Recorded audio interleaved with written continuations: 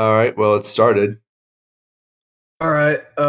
We don't have that 20-second delay anymore, Nope, so got rid of it. all right, So sweet. everyone will be able to hear us in real time. Problem is, Okay, I don't so see the any. I don't stream. think we got any viewers right now. Okay, All there we right. go. So, hello everyone. Well, hey everyone. Yeah, usually I'm the one who says that, but Heretic beat me to the punch today. Um, so today we were sort of torn between whether or not we wanted to respond to the video that we're responding to right now. Or we were going to respond to something that's currently going on, mostly centered around Twitter right now, which I'm sure that some of you have at least seen today.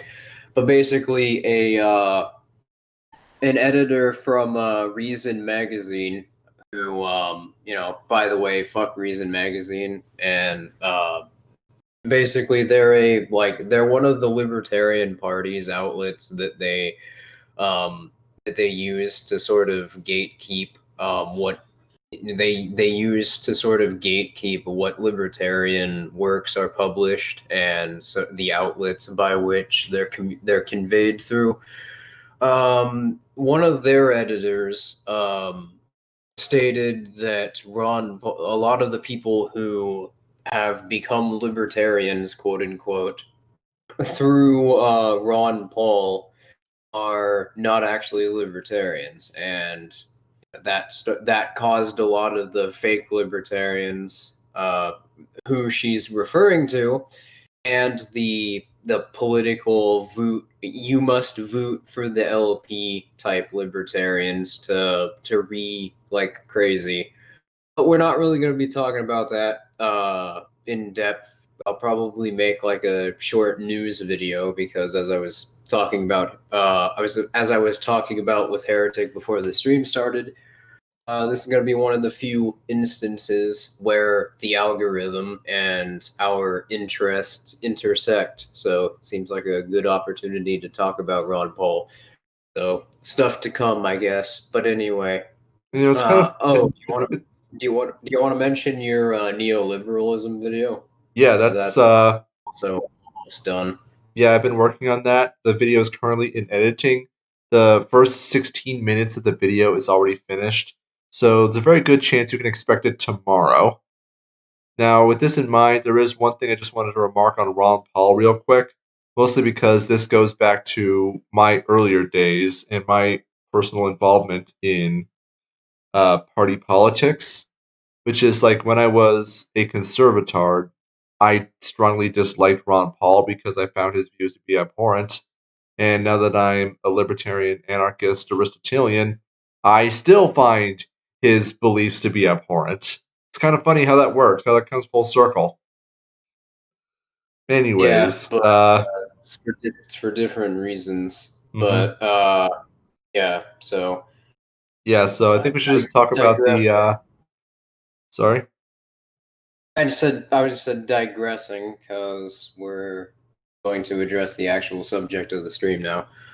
Yeah, so a lot of people wanted us to cover the Gravel Institute, which, if you're not familiar, they've started making videos in an attempt to explain the nuances, ideas, and beliefs that their particular philosophy likes to put forward.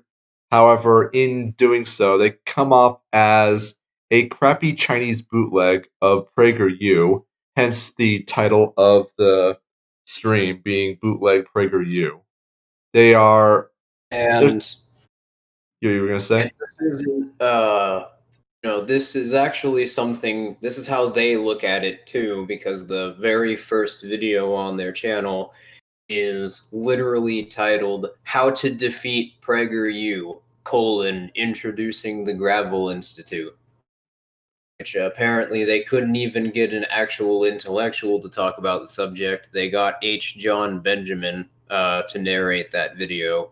And yes, that is as they state in the description, that is the voice of Archer and the main character from Bob's Burgers. For those who don't know, they got a cartoonist to not a cartoonist, but they got a cartoon voice actor to star in their videos, as opposed to somebody who is known even in academia for their work.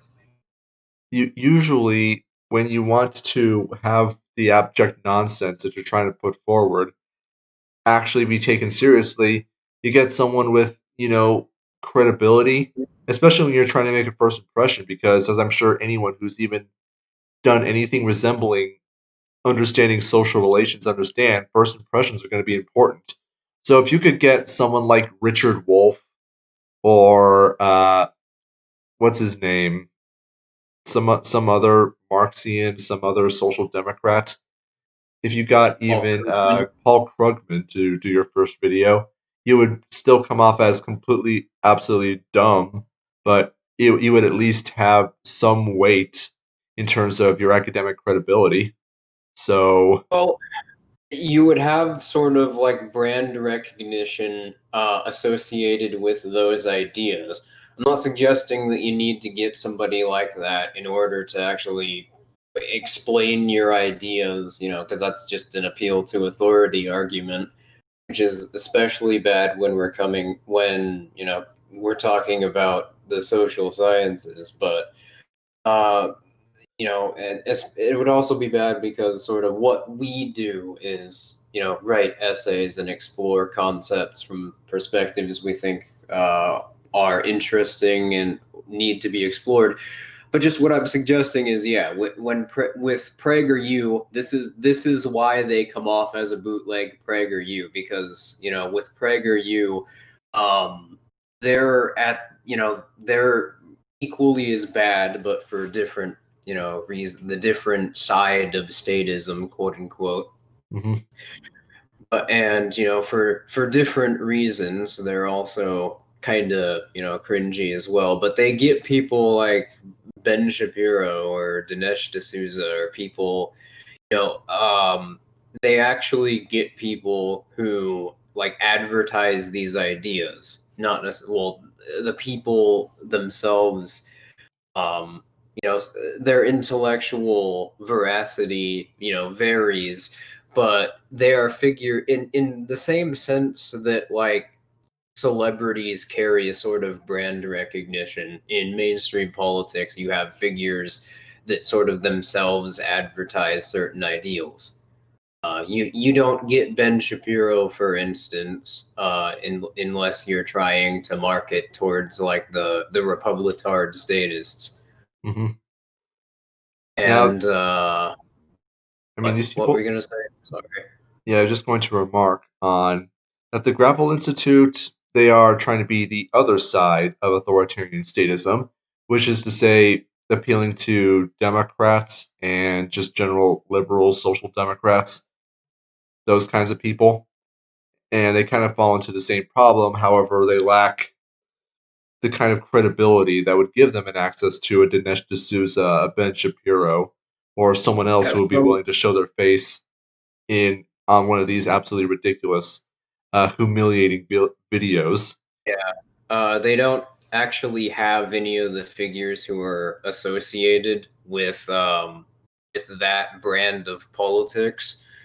But I mean, yeah, fundamentally, I guess in terms of the actual arguments they're putting forward and their style of content, it's the same problems with PragerU in that they're not actually making any real arguments. It's sort of like politics in the mainstream, but with the mask of intellectualism, where all of the important points of contention are just kind of presupposed, and instead of actually attempting to demonstrate why their conclusions are true, they just kind of say that these are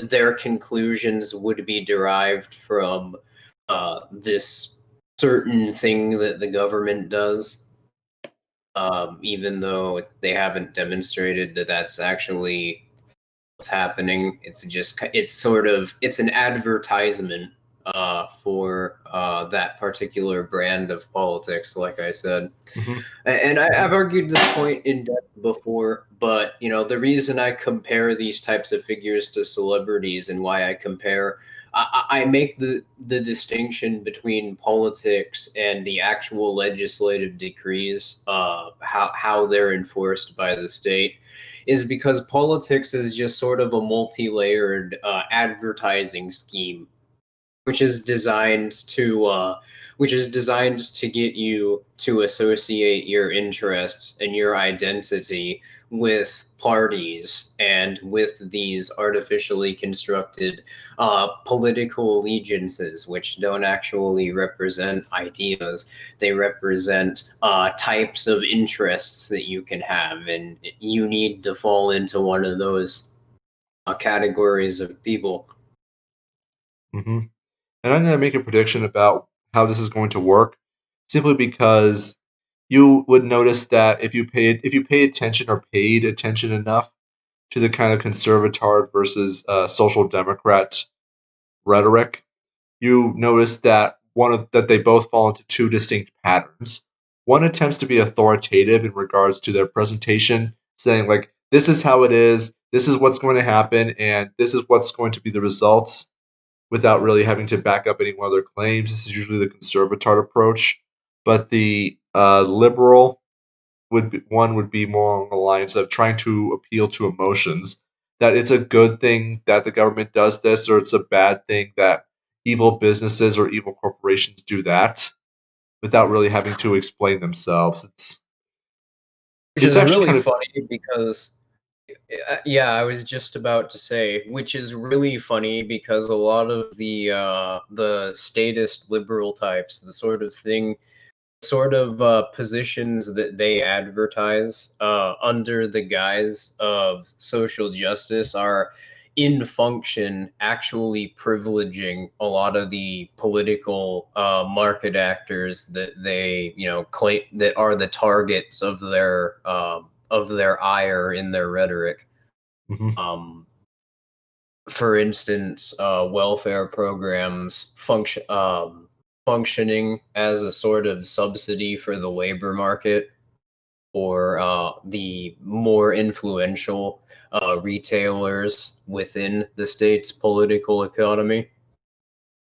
mhm, And it's being advertised as something to help people get by. Something it they advertise it very much as though it's a slight against those types of people.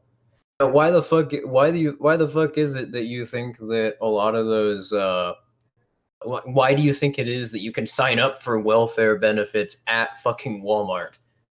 Well, the whole point is that I think we talked about this before, that it's a subsidy to Walmart.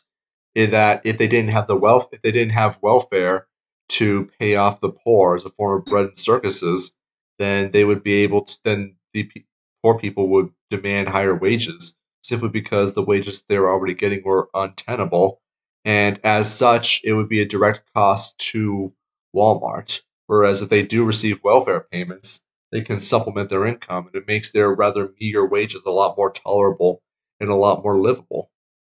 So, anyways, people in the chat are asking us to get the video started. So, should we get going? Yeah, sure. I don't know. I guess you could say we were trying to delay the inevitable because this is gonna be shit spewingly bad. Yeah, just for the record, I haven't seen even a second of this video, so I don't know what to expect. But given what I know about the Stuff Social Democrats, their rhetoric, and their presentation, yeah, this is gonna be fun. Let's go. Yeah, it's stuff like this that You're just it delaying the really inevitable. it no, I gotta say this really quickly. It's stuff like this that really it makes me question honestly which one I hate more, the statist liberals or the statist Republicans. People who pay lip service to state skepticism while promoting the state, or people who pay lip service to charity and social justice while also just fistuming the regime. acting as though they're different from one another and acting as though those things are necessarily opposed to one another. They're both Anyway, terrible. Anyways, we've delayed the inevitable long enough. Let's go. yeah, let's start.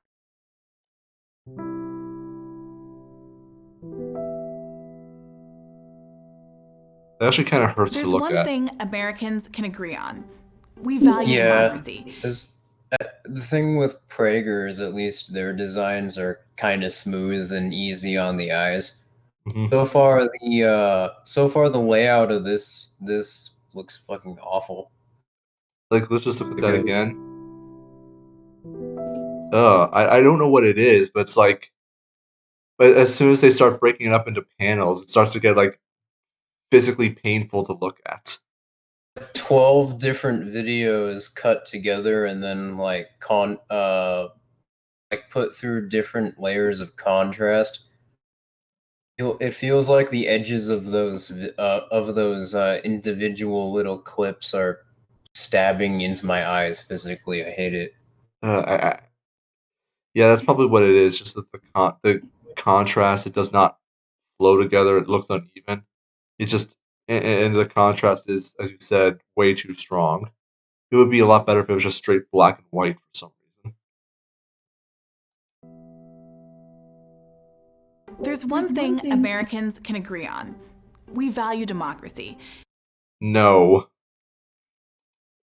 I mean, yeah, right off the fucking bat, got a very controversial statement being passed, sort of going back to what I was talking about earlier. A very controversial statement, just not being questioned, just being sort of presupposed. mm-hmm. And that's yeah,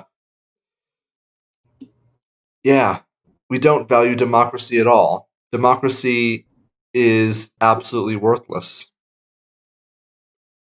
I want it gone. I want it gone today. But for some reason, we still have a state, so unfortunately, they don't really seem to care what we think, do they? And I'm pretty sure this I freaking hell these basketball American names. I swear, I'm pretty sure that's Brianna. Like, come on, I'm not intentionally trying to be racist here, but I mean, come on, what's with these names? Like, Brianna Gray, I think that's how you'd pronounce that. probably. Yeah, it's as though their parents were trying to be as annoying as possible in the way that their name was spelled. I think what it Just is that Brianna is not a very. It's not a difficult name to pronounce. It's just fucking. It came from one of those families where like the parents thought that they were being creative by coming up with some crazy way to spell a name that everybody else has or a lot of other people have. I think it would be better off if she was named Lashandra Gway. At least then it would be a bit more honest. Fried chicken equa. KFC equa. Fucking screw it. We've already insured that we piss somebody off. Why stop there? Hide the watermelon. We're gonna keep going. Oof. And in a democracy, leaders are elected by the people to represent the people's interests. No.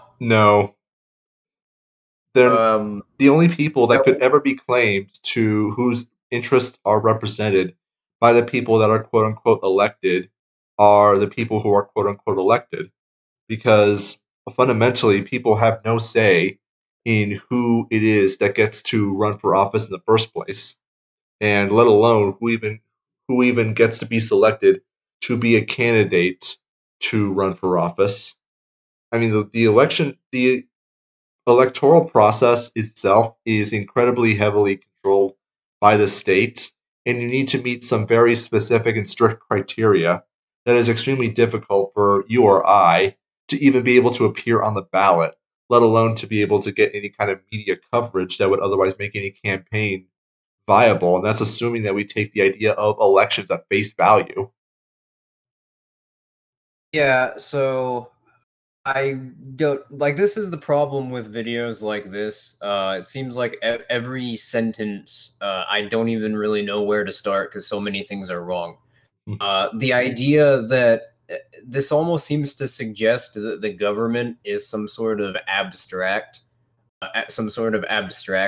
rather than a coherent organization with a definable organizational structure and with people who run it that very clearly have their own interests, and they have their own interests tied to the organizational structure of the state. But then there's, the problems, I guess, with um the notion that the government represents your interests beyond just the fact that the government has its own interests, and an incentive to maintain those interests innately because of the fact that governments require certain things to continue functioning, like theft, for instance, or define or centralized finance. But yeah, there's the logical inconsistency of why do these people um, represent us instead of us representing ourselves? And if you're gonna pull the social contract argument, well, um, again, it seems like that's not really just a justifiable step, because again, that would be there's a sort of there's a logical inconsistency here. People are representing themselves, and then you have these other people who are forcing themselves onto them, also representing them. Which one is it?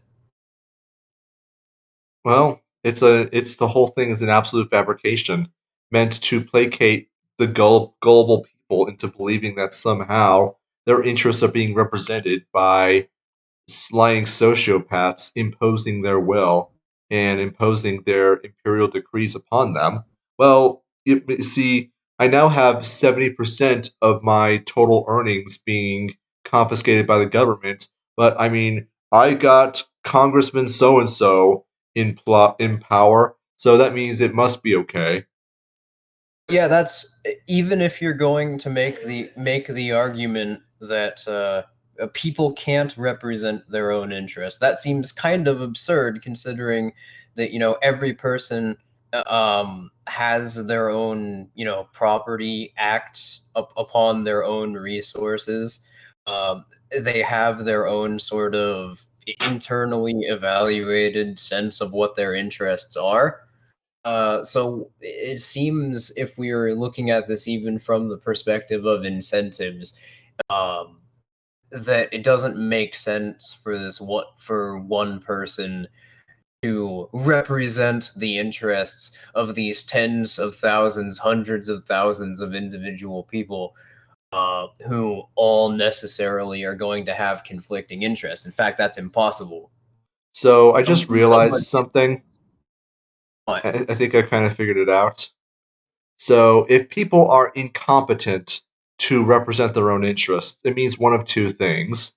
Either one, they have no way to evaluate what their interests actually are, or two, they have no ability to convey these interests to other people in such a way that they have any ability to possibly make their interests fulfilled. So either And that's case, just how is it completely wrong. possible how is if either case is true, or at least assumed to be true, then how is it possible that they would be able to delegate their interests to a third party who they've never met, whose choices they don't really have no interest in, and are only even made to be assumed to be a representative of their interests on the basis of a popularity contest? It just doesn't make any sense whatsoever. Yeah, and then there's also politicians are people too. So why are they any different? It's like it's like trying to get it's like trying to get fit by hiring a bodybuilder to increase his own strength. Doesn't make any sense. But anyways, I think we should continue. So on TLDR, politicians are your rulers. They rule you. You cannot disassociate from them. And they have a very clear interest in, and they have a very clearly set out way of subjugating you, both by direct threats of violence or by limiting your options around you, so that you could only associate with their politically privileged partners, and by dichotomizing your interests against your neighbors when otherwise you would have mutually shared interests outside of the political economy to associate with one another. So that's something about the zero sum fallacy. Broadly speaking, it's a fallacy, but if you're looking at resources from the perspective of a political economy, well, then it makes sense, because from the perspective of a political economy, there really is just a finite amount of resources, and there's a way that they're distributed. Further proof of the point that I was making in the essay that I'd uploaded earlier today.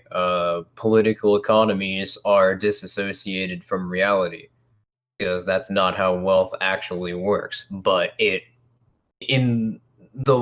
you're like trying to prescribe an economic model, then that's how you would have to see resources and how wealth is produced. All right. Anyways, I'm just going to hit continue. One person, one vote. So, why does everyone agree that the government doesn't really work for us? Conservatives Because it have an doesn't. easy answer. Big government is the problem. They say the government infringes on people's freedoms and Well, yeah, to be fair, this is more a conservative talking point than a libertarian talking point, or a libertarian argument. Heretic and I, for instance, are critical of the idea of big government or small government. Again, the essay I just uploaded earlier today kind of does this concept of justice pretty well. But I guess the concept of big government or small government specifically, it's kind of, in the context of ethical philosophy, which is what's being discussed here.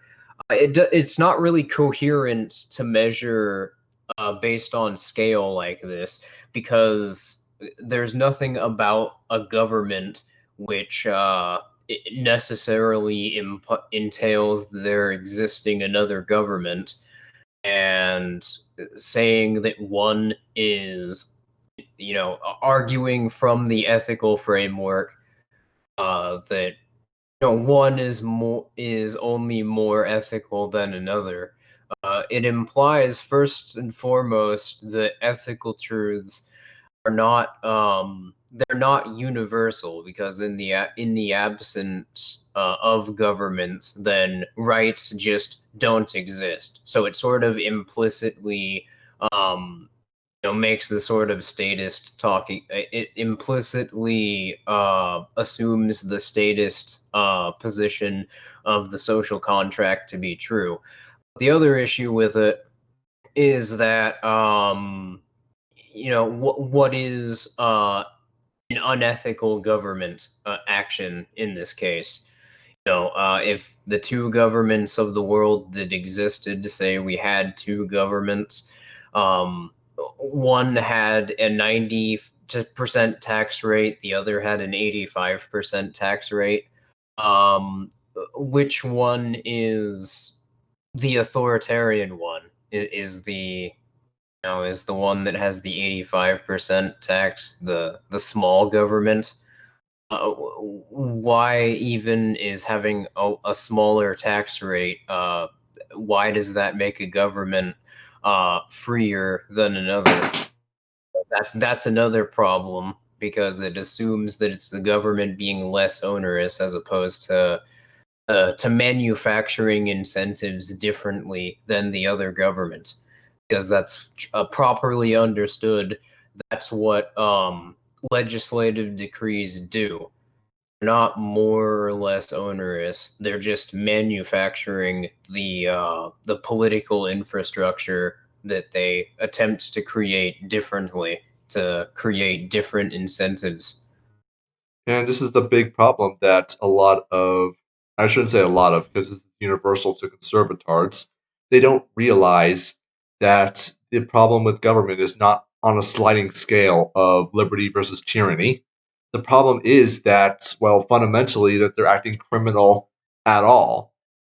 It's not a question of if you're being punched in the gut one time per day or 100,000 times per day. The fact that you're being punched at all should be intolerable.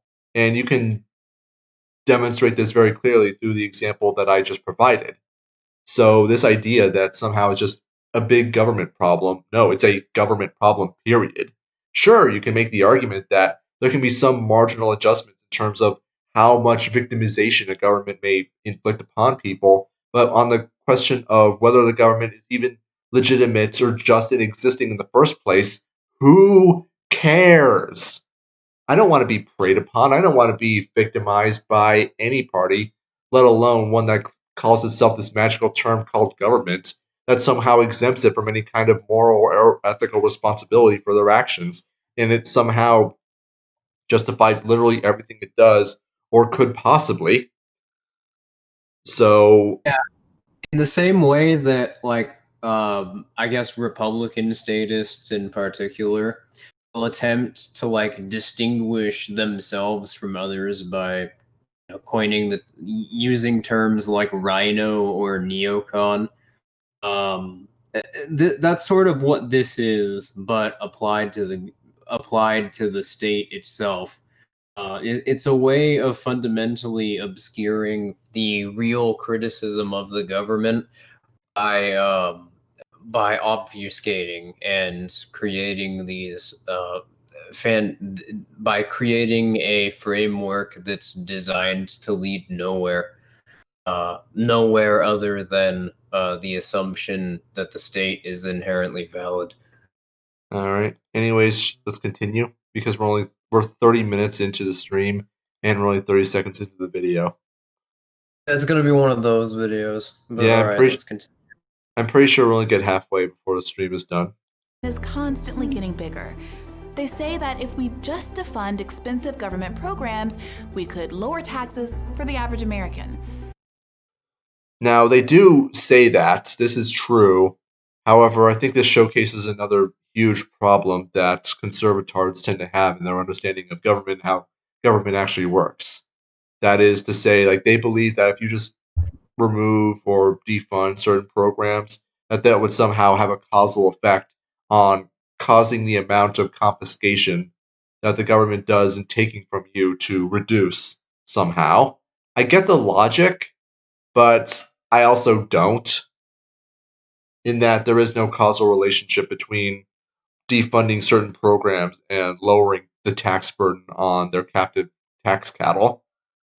It implies that those particular programs or the state's political partners would have less influence over society, less political influence.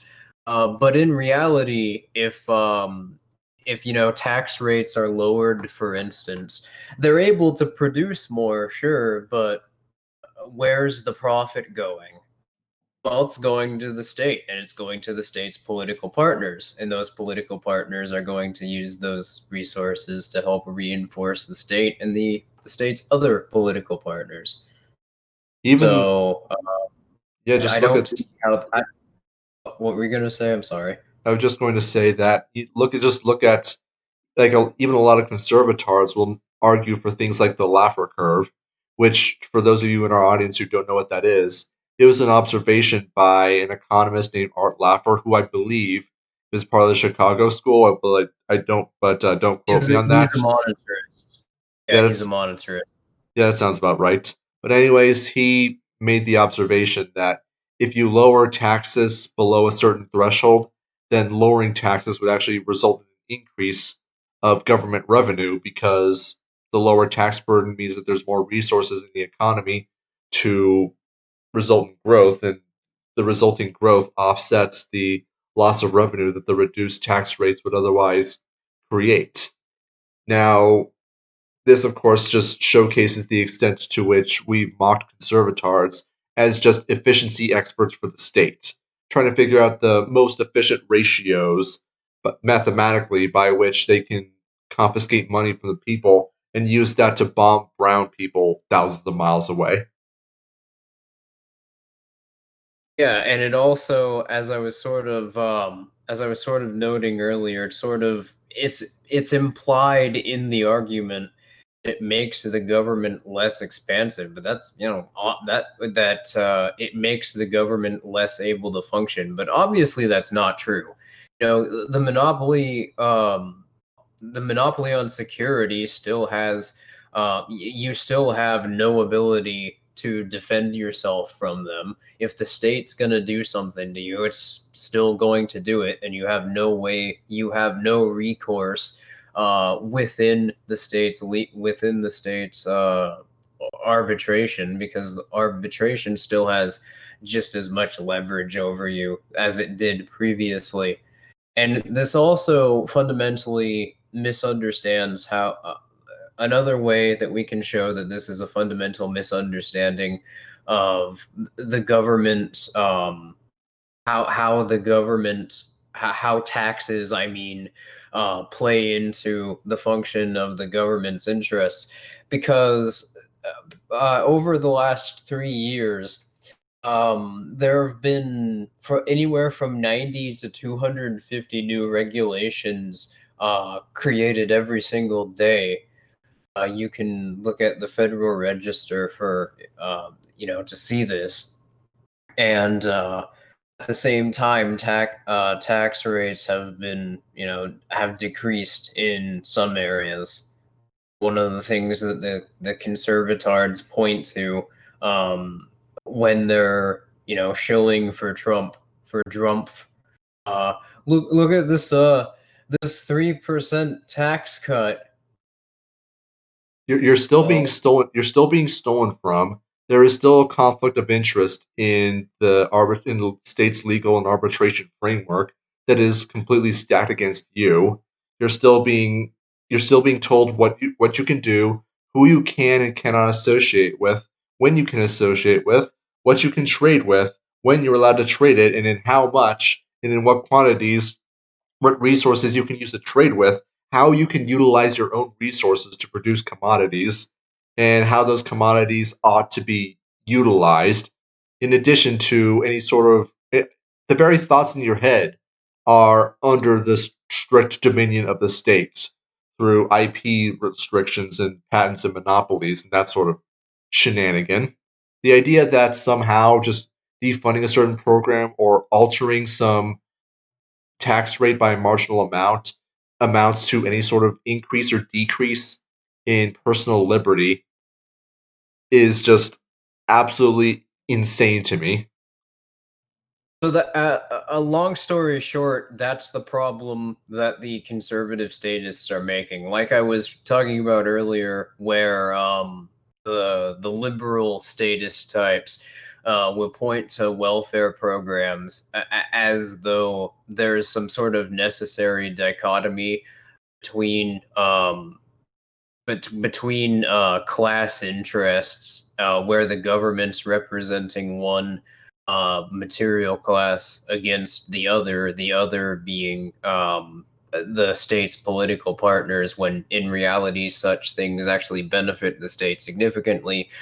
Conservative statists are kind of engaging in their own version of that, where they assume that there's a greater where they assume that there's a conflict of interests between the private actors in the state's political economy and the state itself, and that lower tax rates or deregulation is actually disadvantaging the state, and making people fundamentally freer, quote unquote. Both of them are both of them are vulgar takes on markets and ethics, which can be derived from what I was talking about at the beginning of the stream, where they don't really justify their assumptions. They just sort of presuppose that they're true. And because they rely on this sort of political view of society, it create it's in from a superficial perspective, it creates a dichotomy, uh, and it creates all sorts of false dichotomies, which you have to throw yourself through mental hoops to try and justify. But Esso, don't you want the state to be victimizing you less? No, I want the state to not exist. Yeah, that's the that's the biggest difference between conservators and libertarians. Anyways, I think we should continue. With that money back in the hands of ordinary people, they say, people could handle their problems on their own. But there's a big problem with that. It's just not true. So people are not able to handle their problems on their own. I mean, I don't really have anything to say to that. That's insanely disassociated from lived reality. I mean, I don't know about you, but I know I wouldn't be able to speak without some government bureaucrat authorizing me to be able to Yeah, speak and then giving me what a prescriptive list policy? of words I'm allowed to use. Yeah, what policy is it that's causing me to speak right now, or is informing what my specific opinions are, The First or Amendment. how I look at reality? The First Amendment gives you your ability to speak, and without the First Amendment, no one would be able to speak at any point ever. I mean, you should know that nobody ever spoke prior to 1781. All right, continuing because I don't really have a whole lot to say there. It's funny because this is the point by far where there's the most things wrong with it, but at the same time, I have like the least amount of things to say about it. Sure, the US government is big, but not as big as it used to be. As a percentage of the economy, federal spending is smaller now than it was in 1954. And the I mean, we kind of already touched on this. I don't know if there's really anything to say about this. Don't even remember why I paused. Although there is something that's bothering me about the presentation, which I think I figured out why this has been bothering me so much, in that they're using the dissolve filter in a lot Uh, of their gradients, and it does not look good. all right, but yeah, did you have anything to say on this specific point?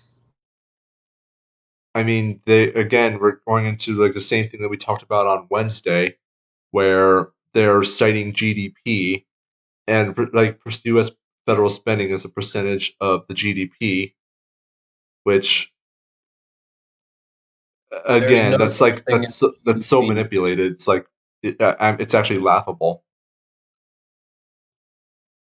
There's no such thing as GDP because the economy is not prescribed by the state, and there are various aspects of I the forgot how market to which eat are during the last necessarily government not shutdown. taken into consideration in GDP figures because they're not accounted. Oh, and by the way, Okay. we got a super Right, chat from Kojal who donated $10. Thank you very much for that.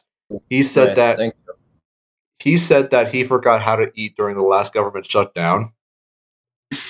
I mean, I actually was anticipating that, and so I kind of just gorged myself.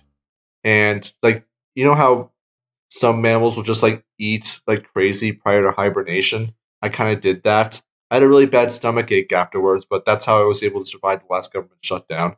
I kind of How just did you do assumed, that? How did you do that though? Because you didn't have any sort of government mandate forcing you to gorge yourself. oh, but I did have the government mandate that allowed me to be able to eat as much as I want. And so I just thought ahead and realized How did that you think? there was part of the U.S. code 278-496 subsection Q, the part that says that if so desire, a U.S. citizen is authorized to be able to eat as much as they want. And I just used But that how did you clause think to that?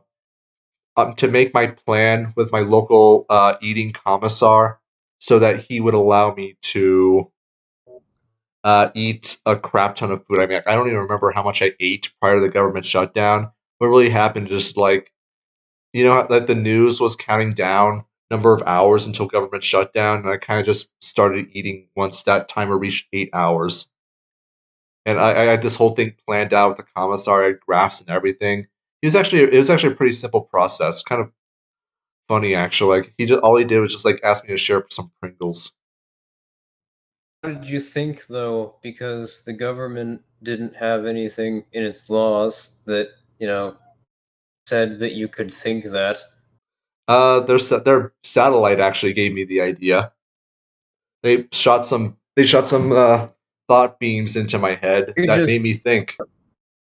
The point is just you could pass the buck forever. That's Hmm. why this doesn't work even in concept. How did the satellite do that? There's no it's an unfalsifiable argument. Therefore, we should toss it in the trash with the rest of the fucking state of pseudoscience. It's just going to fall into an infinite regress. Anyways, let's just hit continue. And the US spends less on government than other countries, like Germany or Finland, that have lower rates of poverty and higher rates of economic mobility. The American dream is more alive in these big government countries than in America. And there's no truth to the claim that the bigger the government, the less free the people. I mean, I don't even really know how to respond to this because something that I'm sure our viewers have noticed is that, and this is something we were just pointing out earlier, what is a big government? We've talked about this Kind earlier of. in the stream. The idea that it's just a percentage of spending of GDP. I don't even know if that's accurate. I don't believe it's accurate. And then you have the comparisons of Germany and Finland. I'm not sure how they got those numbers in the first place. I don't know how they got them. They don't really say anything about it. And I can easily imagine that each country is going to be counting their numbers in completely different ways, such that Germany might have, I don't know if they use American numbers, maybe like 10% or 5% of their GDP is federal spending. I have no idea. But that's just Exactly. What counts as poverty as well? That's another thing. what counts as Count. economic mobility. Yeah, exactly. Economic mobility for the political partners connected with the state. I mean, yeah, sure. But also there's a problem that's been pointed out quite consistently by even conservative statists, where you can kind of see what we've been saying about economies um, on a national scale, fundamentally, not fundamentally, funnily enough, where you can't really compare these states to each other because they have different economies fundamentally. They encompass different areas, and people in those areas all have different interests and incentives to one another. Hmm. So it's just, I think that even if you were to take that to its logical conclusion, the other problem here is you really can't to any meaningful extent compare economies and then say, oh look, this is proof that we should prescribe this here. That's actually the opposite. That sort of demonstrates why you can't try to prescribe economies, and why doing so creates all sorts of distortions and doesn't really make any sense on a conceptual level. Since And what you're observing is literally just people associating with one another and the interests those people have. not to mention that there is a pretty significant thing in regards to how Finland, Germany, and basically everyone in the Eurozone, how they continue to exist, and that is because the United States is largely a subsidy to their governments. If you're aware, they're member states of NATO, which basically means that the United States is subsidizing their military, or rather, the United States is the military of NATO, and because they're NATO states, they get to benefit from the United States' military and military protection, which, as I'm sure you're aware, is absolutely massive. So, with this in mind, any kind of military expenditure that the countries might otherwise use in order to bomb brown people on their own is significantly more limited than it otherwise would have been had the United States not been bombing brown people on their behalf. So, Yeah, I was aware of that. I'm I just just pointing that out to the audience and just showcasing that, yeah, the situation between the US and Europe in terms of government expenditures is significantly more complicated than these morons would have you believe. So, anyways, should we continue? yeah, sure. In fact, the countries that the Cato Institute, a libertarian think tank, ranks as freer than the United States, countries like Sweden or Denmark, have much larger governments relative to their populations than the United States. What the fuck does that even mean? It's words. I mean, I know that you have a 20 plus point list of videos you want to do, and I know on one of them you're going to debunk Yeah, the one of economic freedom index. first of all, it's the Heritage Foundation, not the Cato Institute. Actually, Um, they both have different freedom oh, indexes. okay. I wasn't aware of Cato's Freedom Index, but it doesn't surprise me considering both of them are political shills trying to control the narrative within the libertarian movement, so I consequently hate both of them. But yeah, I'm critical of the notion of a economic freedom index, and I plan on going into detail about that in the near future. But yeah, all of the criticisms I've made about political economies and the state attempting to prescribe incentives and problems with seeing the state deregulating or lowering tax rates as um, a step towards or away from freedom, depending on how they go in that direction, applies to the notion of a freedom index, because that's sort of what's inherently entailed by listing countries, governments as being more or less free than one another in by looking at their intervention into the market. So, I got a question for you, and this is also for the audience, but mostly for you.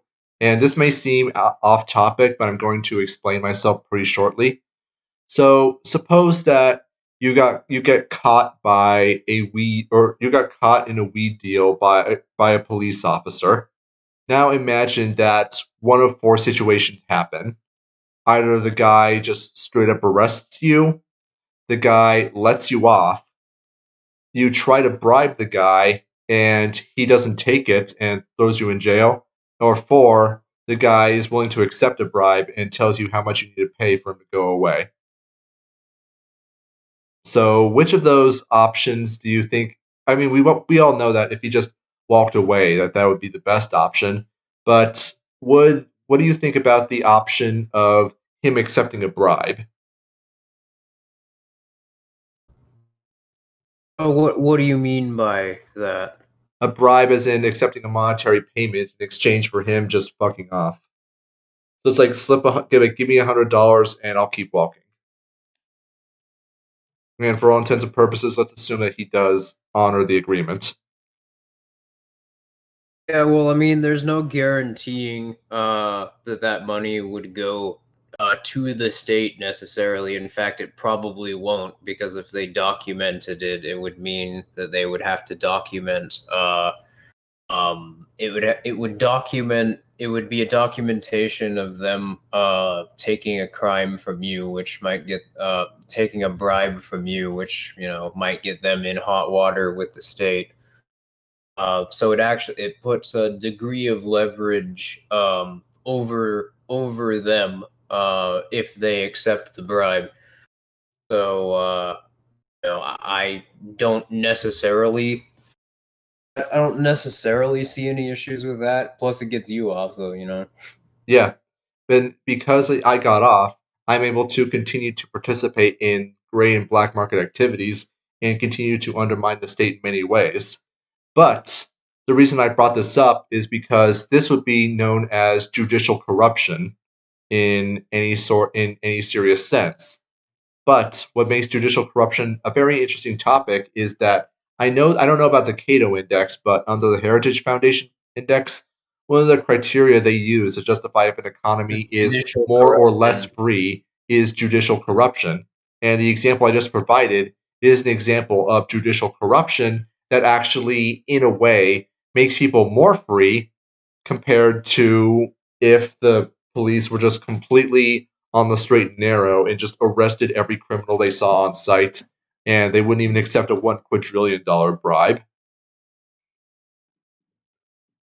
It's actually a very good argument, and I hadn't taken that into consideration previously. Although it's a very easy thing to take into consideration when you actually look at the criteria for what they're considering free or less free. I guess they're sort of implying the Randian assumption. Mm-hmm. You need the state to have markets. You need to presuppose the existence of the state, because the state is consistent, even though in function that's laughably untrue. Mm-hmm.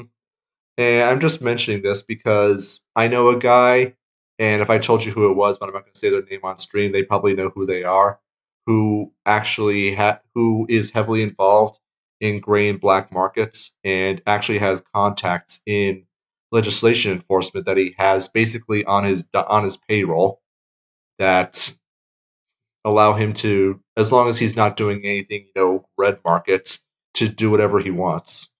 And I'm just thinking, like, yeah, Oh, I that's know who actually you're an talking example about. of people being, for lack of a better term, more free. Because would you rather police officers be doing their jobs? No. Yeah, and yeah. Anyways, I just thought that'd be an interesting point to bring up. So, yeah, let's I mean, continue.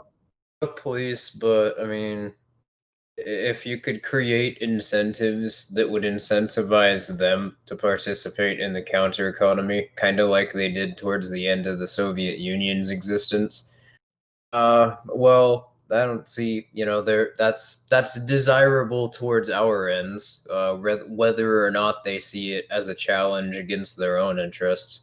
That's actually funny because that just made me remind me of a funny story I heard about the kind of decay of the North Korean regime, where there's a kind of black market in flash drives for South Korean, Japanese, and even American entertainment and movies.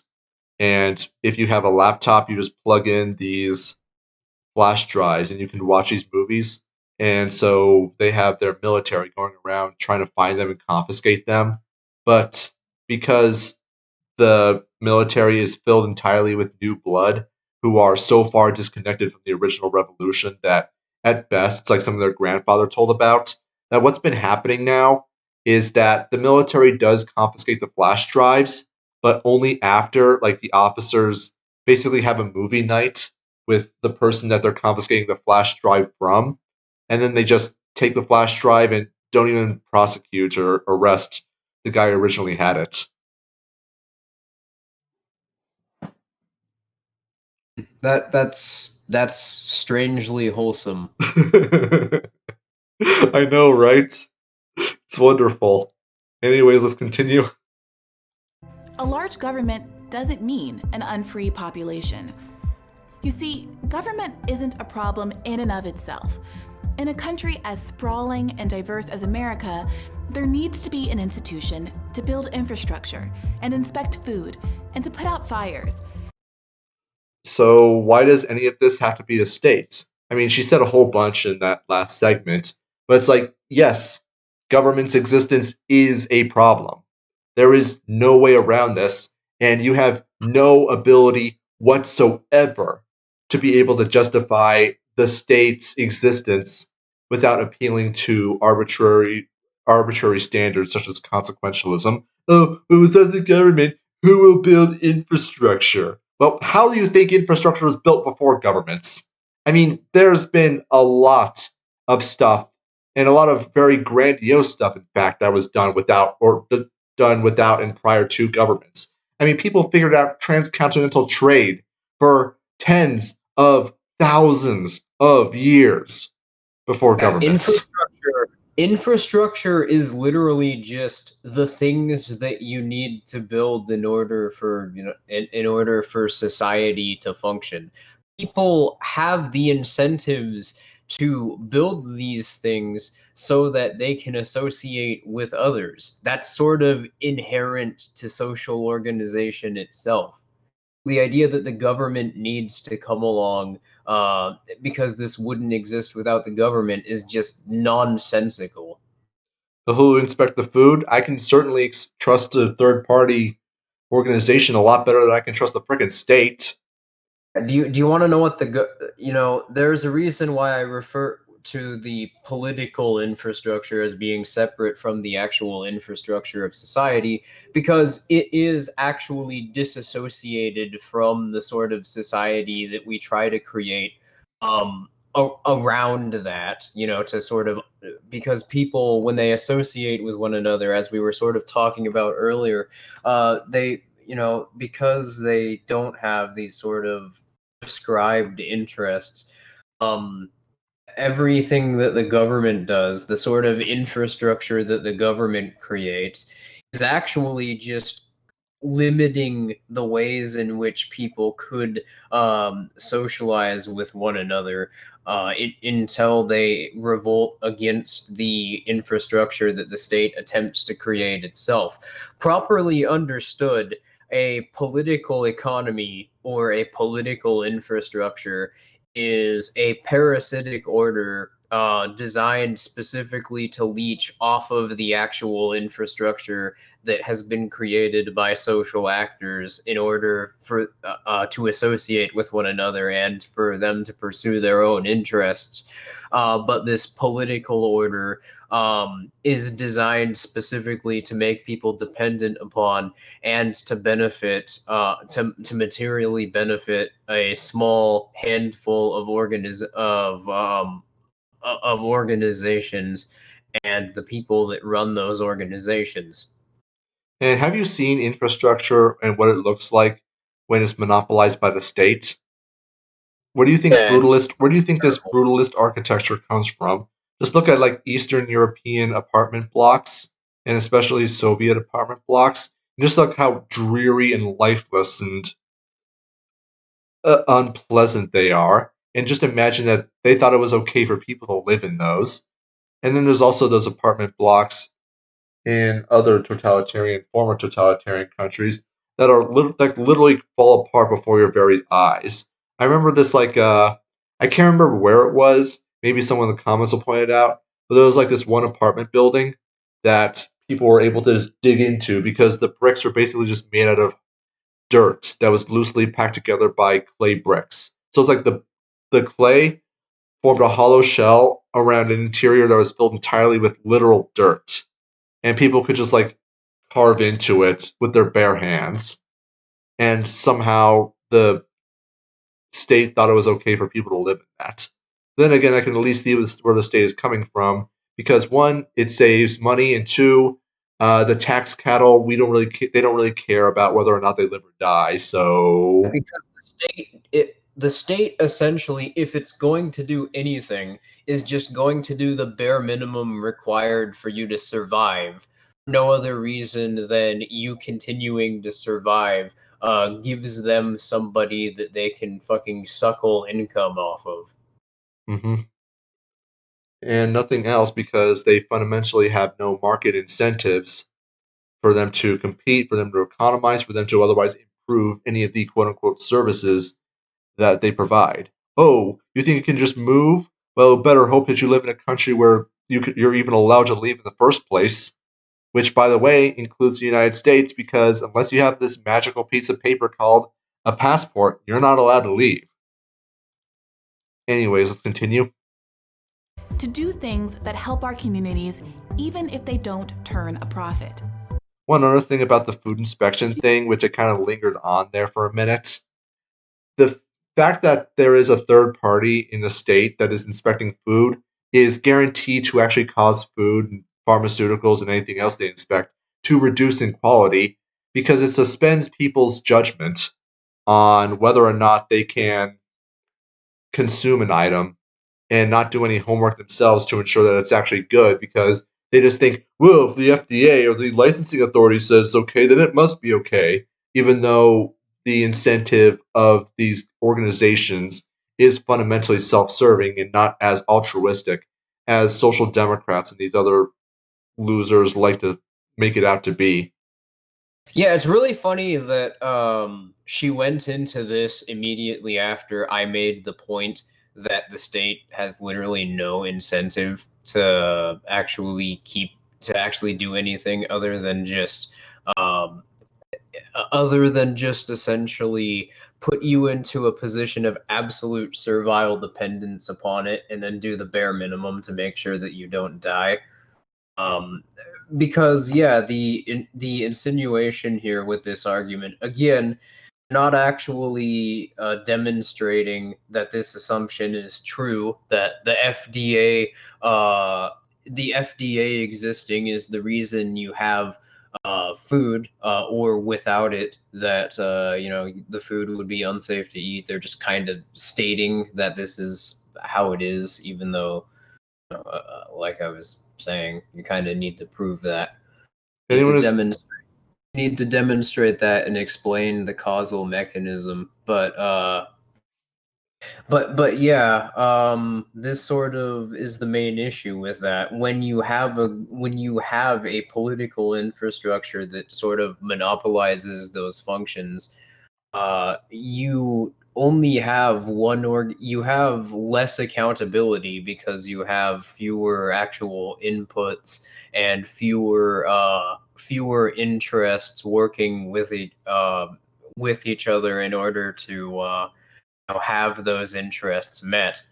I mean, wouldn't it be better for every person to perform that function, or at least as many people as possible, and to not have this cancerous political infrastructure which dichotomizes them against one another, but instead where they all have the interest recognized, where they want food to be nutritious, taste good, and also be healthy. well, no, without the government telling us that food is good, nutritious, and healthy, everyone would just eat junk food all the time. And I'm surprised more people haven't pointed this out. But there's actually a massive amount of projection in arguments like this. Like without the FDA, there would be for-profit agencies, and those for-profit agencies are just gonna have that one interest. Um, yeah, it's funny because it's supposed to be like I think it's supposed to be like flipping the conservative statist criticism on its head. Um, where the conservatives are like, oh well, the state has this interest, or at least they pay vague lip service to that idea. They're only going to function this way. Isn't that bad? And they're like, oh well, if the state wasn't doing it, there would only be one type of organization functioning one way, for pursuit of one interest, and that interest is against us. And that's why you also see things like you see statist arguments like basically they always assume like the least that in the absence of the state, uh, all the firms that would exist or all the models of organization which would exist would just operate around the least convenient model of organization, specifically.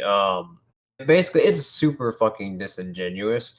And the irony is that this is actually, as we've been demonstrating throughout the stream, a problem that actually exists with the state, because Mhm. the state only has one interest and it pursues one interest for whatever particular service it's providing or whatever particular organization it's trying to protect the interests of. And I just rewound it a few seconds just so I could point this out. The kind of irony that they're showing a graphic of someone buying watermelon, and the person who is doing the voice acting, the Oh, narration for for this God's is a basketball American. Sorry, I'm contractually obligated to. Although I like what Desert Dweller said, but without government, who will grow the watermelon? Yeah. Without a government, how would watermelon seeds come into existence? With magical government power, I guess. Anyway, should we continue? Sure. Don't turn a profit. Think of the US Postal Service, which provides hundreds of thousands of good jobs while allowing people to cheaply mail packages across the country. Or think of Medicare and Medicaid. Yeah, it doesn't, though. Hold on a second. Hold that thought. Which are credited with having saved millions of lives.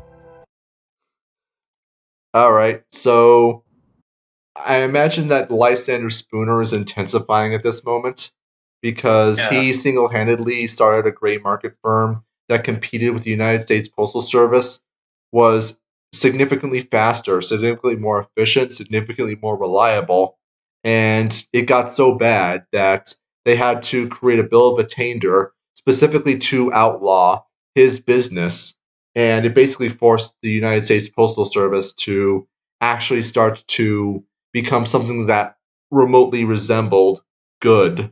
And even nowadays, it's like if you want packages delivered, you do have multiple options rather than just the United States Postal Service. You have DHL, you have UPS, you have a bunch of other companies, and sure, they're corporatist cartels, but it still showcases the extent to which the government monopoly is not always the only option. And as for Medicare, I mean, what an absolute joke that is. The cost of It's been one of the greatest contributors of the rising cost of healthcare because due to the fact that the United States government is the largest single customer for healthcare, they have a very significant driving effect on costs. And because the United States government is completely divorced from their own revenue source and they're at best a third party, they don't really care how much it costs, which just enables hospitals, it enables doctors and medical companies and pharmaceuticals to just skyrocket it because, among other things, they're not going to really care how much it costs, so their margins are, well, they're going to widen. There's Yeah, so much that's wrong for with. and just for perspective about the American Letter Mail Company, which was Lysander Spooner's company. Um, his attempts to compete with the post office. It ran from 1844 to 1850, and for 5 cents, which I can't remember off the top of my head what that is adjusted for inflation, but it's still cheaper than what it costs to ship through the post office today. For 5 cents, he would ship in. His company would ship, not ship, but it would mail any package anywhere, um, in the U.S. in about a week, in 1844 to 1850.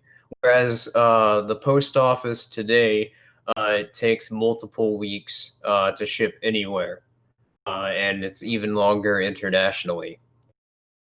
1840 fucking 4, uh decentralized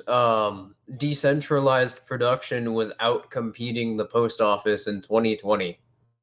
Fucking cars didn't exist yet, and private competitors, I guess if you want to call them that, were more efficient than the post office. It's This hardly this surprising, actually. Yeah, this sort of gets back to the problem with, them just sort of making assumptions about what the post office is. Is the purpose of the post office to make it so people can cheaply and efficiently ship mail? Not really, because the thing with the post office is because all transportation, not transportation, all delivery has to go through this government monopoly. It means that governments can rather effectively control the rates of supply chains, which I would argue has a bit more to do with it than any sort of concern for how people ship their mail, considering the fact that people like Spooner have come along and shown that at the time, before cars existed, you could deliver a package from Boston to California in less than a week, and yeah, keep in mind California at the time was also like barely developed. The same goes for like what you were talking about the state's intervention into medical care. That also assumes that it makes healthcare cheaper, even though the problem fundamentally is that legislative decrees and the state's actual actions are to use force to suppress alternatives. How does that make things cheaper and more available? It doesn't. And that is fundamentally, if you look back at the state intervening into the healthcare market, it did so specifically to suppress private alternatives, who, towards the latter part of the 19th century, had created a series of mutual aid societies, which basically performed the function that they're attempting to claim the state will perform. That, by the way, the state hasn't yet, of um, providing quote unquote universal health care. So at any time, if you're sick, you can get health care without, while only paying like a monthly or biannual fee for membership. And the fees were ridiculously cheap, like inflation adjusted for $2 a month, which is You would have doctors come to your house. and that covered $2 a month covered everything, not just doctors coming to your house and you didn't have to pay anything to them because they were already being paid for by the fraternal societies, by the mutual aid societies, but it also covered things like emergency surgeries, cancer care, insofar as it existed at the time, anything that you could have wanted, in addition to life insurance. All of that was covered for $2 a month. Now you have Medicare coming around, and because of the third party payer program I described earlier, in addition to something that's JC Armitage pointed out in the comments, that all of the paperwork that was suddenly foisted upon the economy or foisted upon the medical industry because of Medicare, it's difficult to imagine. Like they want to say it saved millions of lives. Yeah, if you're providing some form of healthcare, you're going to save some lives. Obviously, it goes without saying, especially if you have basically an oligopoly in healthcare. But how many You lives have suppress been ruined? How many lives have been ruined because healthcare became significantly more expensive as a direct result of Medicare? suppress all the alternatives so that the state is the only organization you could go to, and that makes the state the savior all of a sudden. hmm Now, but I do That's gotta all the get going soon, so we'll do this last segment, and then I gotta go. Yeah, same here. I'm getting really tired, so I want to stop this pretty quickly as well. Not to mention that essentially every single argument can be boiled down to the same thing: justify your premises, or this is actually a problem that exists with the government, and you're just projecting it onto the dissenting perspective. problem isn't the size of government, it's who controls the government. And there we are. We have the same problem that I'm going to be talking about in my neoliberalism video, where they want to make you believe that the problem isn't the government itself. You see, the government is just an inert tool. It's just some thing that exists out there that it's only as bad as the people who are using it. If we get rid of all the bad people and we put in only good people, then everything will be great and wonderful and perfect. You see, the government does not actually the government is not at all a relationship between a victim and an abuser where the victim is forced to pay for their own abuse. It's just a tool, you see, a tool that can be used for good. And look at all these good things that the government does. So the government's only good.